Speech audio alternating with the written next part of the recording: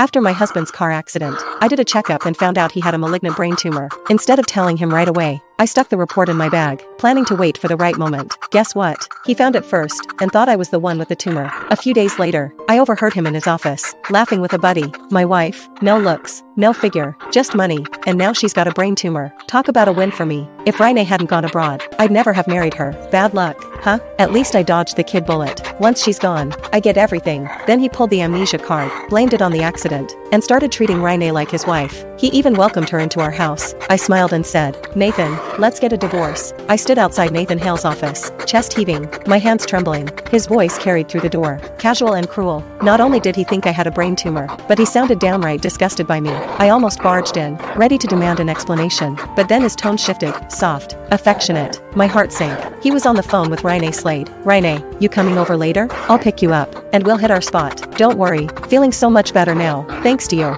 You've been amazing." Not like Liana, who couldn't care less. Honestly, I regret everything. I stared at the container of soup in my hands, hours of effort now mocking me. A cold wave washed over me. "Yeah, Nathan, same here." When his call ended, I bolted. On my way out, I passed a trash can and chucked the soup without even slowing down. Before I made it far, Nathan texted me, "In a meeting, back late." I locked the screen, staring at my reflection in the black glass. God, I'd never felt smaller. The rain was relentless, and by the time I got home, I was soaked to the bone. I hadn't even noticed how drenched I was, too focused on rushing the soup over to Nathan. By nightfall, I was running a fever. After popping some medicine, I collapsed onto the couch, only to be jolted awake by Nathan's annoyed voice. "Liana, I called you so many times. What's the point of having a phone if you don't use it? Seriously, why are you always like this?" I blinked groggily at my screen, the missed calls glaring back at me. I wasn't feeling well, just wanted to rest for a bit. "A headache?" He scoffed. Then, as if catching himself, he added, "You're always overthinking stuff. That's probably why you're spiraling." I knew what he was really saying.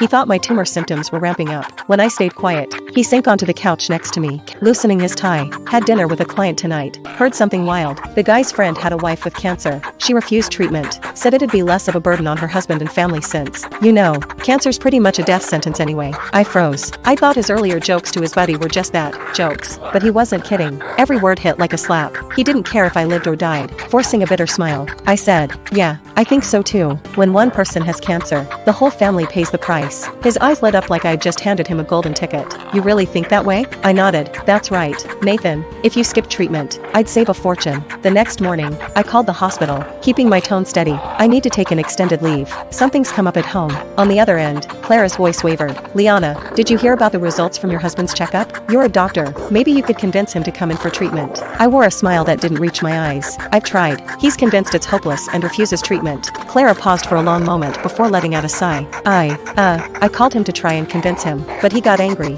Said no one in his family has cancer and told me not to tell you anything. He said you needed to rest. I don't get it, but I did. Nathan didn't want me, the one he thought was dying, to get any help. A dry laugh rose in my throat, but it twisted into something bitter. If the hospital can't change his mind, what do you think I can do? After hanging up, I started packing. 8 years in this house, and suddenly, it felt foreign. This place, this life, Nathan included, I didn't want any of it anymore.